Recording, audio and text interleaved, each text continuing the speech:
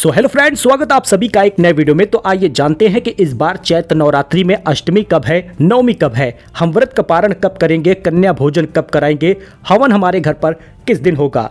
क्योंकि इस बार नवरात्रि 9 दिन की नहीं बल्कि 8 दिन की है। 9 दिन की चैत्र नवरात्रि का समापन चैत्र शुक्ल पक्ष की नवमी तिथि पर हो जाएगा। अब इसको महानवमी भी कहते हैं। नवमी शक्ति माता सिद्धिदात्री होती हैं। इस साल चैत्र नवरात्रि का व्रत पारण किस दिन होगा, व्रत खोलते समय किन बातों का ध्यान रखें, व्रत पारण की विधि, सब कुछ आइए जानते हैं। एक गलती से 9 दिन के व्रत निसफल हो जाते हैं, इसलिए पूरी बात समझिएगा। चैत्र नवरात्रि में महानवमी जो है वो 6 अप्रैल को रहेगा। 30 मार्च को नवरात्र शुरू हुआ था और 6 अप्रैल को नवरात्र समाप्त होगा।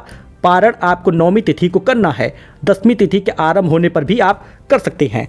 इस साल चैत्र शुक्ल पक्ष की नवमी तिथि 5 अप्रैल को देर रात 7:26 पर हो जाएगा और 6 अप्रैल को देर रात 7:22 तक रहेगा। चैत्र नवरात्रि में व्रत पारण कब करें तो आपको बताएं, अगर आप नवमी को व्रत का पारण कर रहे हैं तो 6 अप्रैल को रात 7:22 के बाद कीजिएगा, क्योंकि नवमी वाला पारण जो है वो 10वीं तिथि से होता है। तो नवमी तिथि को तो आप कन्या वगैरह खिला देंगे, उसके बाद जब 10वीं तिथि रात 7:22 पर लग जाएगा तब आप व्रत का पारण कर लीजिएगा। बहुत सारे लोग कन्याओं को भोजन कराने के बाद भी व्रत का पारण कर लेते हैं, तो आप ऐसे भी कर सकते हैं। इस समय नवमी तिथि समाप्त हो चुकी होगी। नवरात्रि का व्रत पारण करने के लिए कन्या भोजन और हवन जरूरी है। व्रत का पुण्य फल प्राप्त तभी होता है।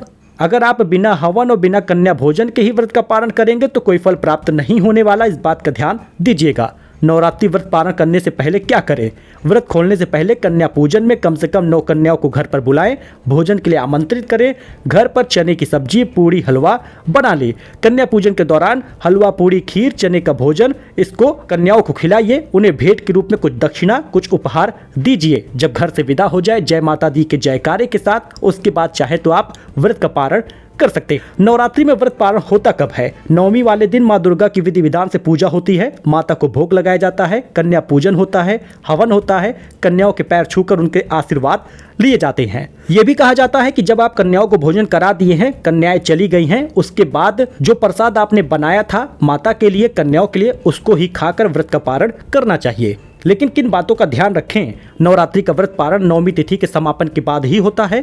पारण के समय सात्विक भोजन करें, हल्का भोजन करें, सीधे सीधे नमक का सेवन न करें।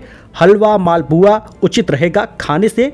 पूरी सब्जी इसको आप खा सकते हैं। इस दिन कन्या पूजन सुबह या दोपहर तक हो जाएगा तो बेहतर है। जिन घरों में कलश स्थापना के दिन जो ज्वार बोए थे उन्हें अगले दिन नदी में प्रवाहित भी करना चाहिए।